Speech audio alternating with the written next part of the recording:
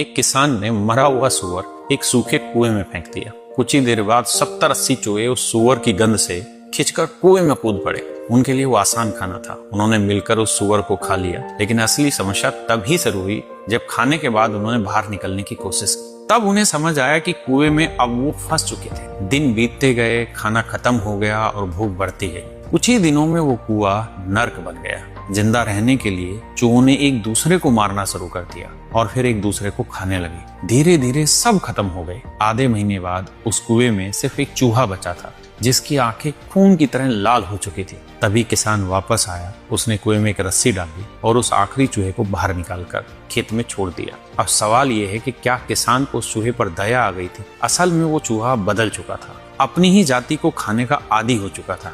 इसलिए वो अब अनाज नहीं खाता था। वो खेत में जाते ही पागलों की तरह चूहों को शिकार बनाने लगा। और यही है असली खेल। इसे कहते हैं डिवाइड ट्रैप, जहां ऊपर बैठे लोग खुद कभी नहीं लड़ते, बस ऐसा माहौल बना देते हैं जहां नीचे वाले लोग आपस में लड़कर एक दूसरे को खत्म कर देते हैं। और सच ये है, बहुत से लोग पूरी जिंदगी दूसरों को हराने में लगा देते हैं, लेकिन उन्हें कभी समझ नहीं आता कि वो खुद किसी और के खेल का हिस्सा बन चुके हैं। इसलिए किसी और के बनाए जाल में मत फंसो, और अगर कभी फंस भी जाओ तो लड़ो मत, बाहर निकलने का रास्ता ढूंढो। ये आप समझ सकते हैं मैंने किस कॉन्टेक्स्ट में बनाई। अगर आपको ये समझ आई तो आप बताइए मैं किस रेस्पेक्ट में बात कर रहा हूँ।